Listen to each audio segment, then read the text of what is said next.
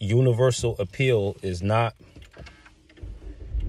just about having a whole string of back-to-back hits or back-to-back makes.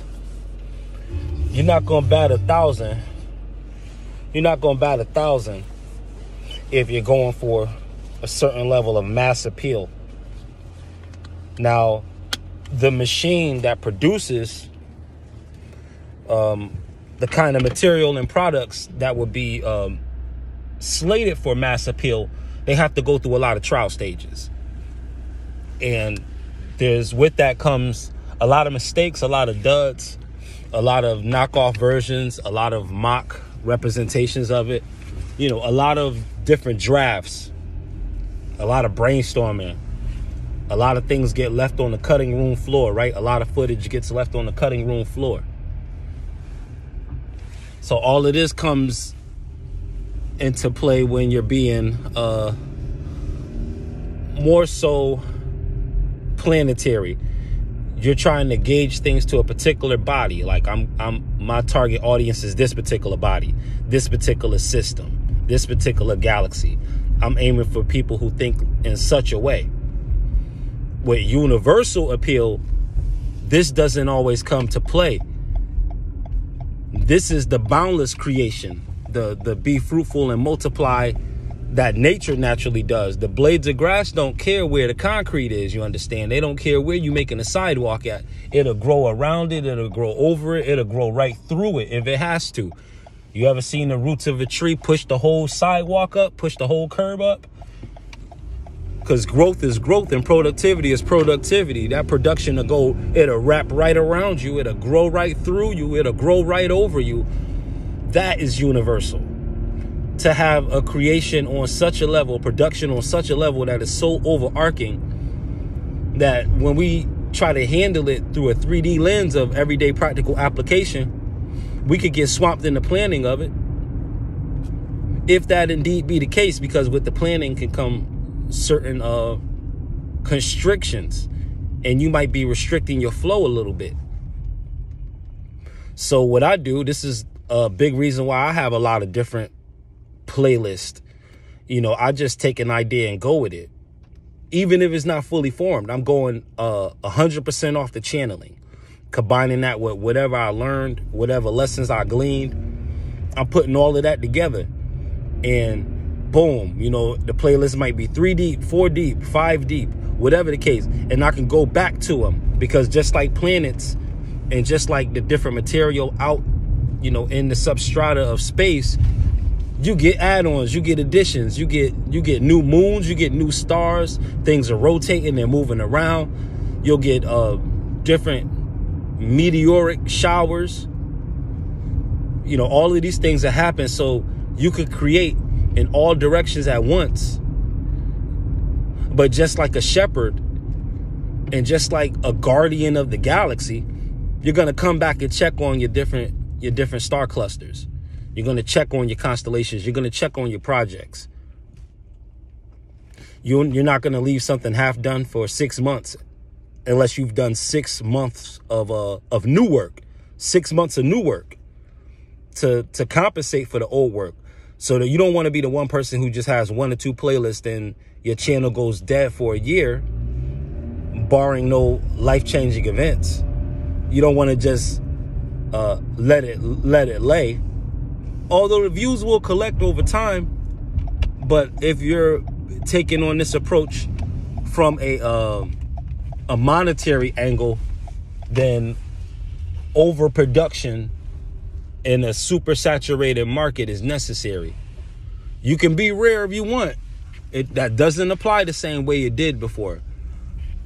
The whole rarity form and things being rare and scarce was much easier to sell before smartphones became the prevalent software. Before then, you had to wait. You got an album. You needed the CD and the book cover because you weren't going anywhere. You took a third of your day to get to the store. If you didn't drive, if you went metro, it might have cost you a tenth of your day, let me say, just to get there and back. So you're experiencing the album, you're going through the artwork, you're reading the songs, you're reading the credits, you're looking at any kind of shout outs on the back, artwork, any news of oncoming releases, you checking for product. Now all of this can be checked in a click, whether you check out the person's album or not. So with that, you can't afford to be scarce. What you have to do is be oversaturating. You have to grow like the grass. You have to have a universal touch if it's going to be mass appeal. Again, unless your brand is built up that high where you can afford to be scarce and your machine is bringing legendary appeal to what you do. Like, let's say an artist like Kendrick doesn't have to come out every year because his whatever he drops continues to saturate itself. But if you're not coming in this with any of that multimedia machinery behind you, then you're going to have to overproduce. And this means having a work that you create that you completely fall in love with but are willing to let go if you only get 5 or 6 views off of it. And go right to the next thing, not to take it personal. Don't let them hear in your next track that you disappointed in the reception of your last track. You know, don't go the Eminem route. You'll mess around and be a super duper star and throw 3-4 albums away being too attached to results from a previous project. So you don't want to do that. You want to have that overproduction when it comes to mass appeal. And I guess now in this age, seeing that the scales are so turned, and with the prevalence now, with the sneaking presence of AI in the music production department, you know, now you really have to begin to overproduce, because now you have to redefine your sound and redefine your terms. You know, there's gonna be all of this regular lyrics and regular bars and very basic type of song structures and topics. These things are already in the AI generated lexicon and vocabulary. Somebody can easily just come out as you if you sound like everybody else talking about what everybody else is talking about in the way that everyone else is talking about it. You can just plug that right in. But if you're thinking from a whole different stance and your artwork is completely left field, AI is not going to be prone to want to clone you in that way, because this is still Star Wars 2, the attack of the clones. So you won't get cloned by the AI software. You won't be subjected to a Drake and Weeknd type of treatment. There's 100,000 people trying to sound like Drake, and they've been listening to him long enough to say exactly what he's saying. So why not the machine? Now this is getting ready to turn a lot of basic bubblegum rap into a dinosaur. They're getting ready to go through a mass extinction level event, artistically speaking. This is possible. You got big labels that are really trying to sue over the recent AI produced material, and it's still coming up as fair use for AI to do this. Now, if we're going into what people will call a technocracy, why wouldn't the AI have certain rights? You already have given it to everyone else for choosing to live the way they want to live. You've given them rights. Why not the machine? If you're going to make the machine its own entity. So now the machine has rights. Starting with what a lot of the labels are beginning to gripe that it is they're capable of legal identity theft.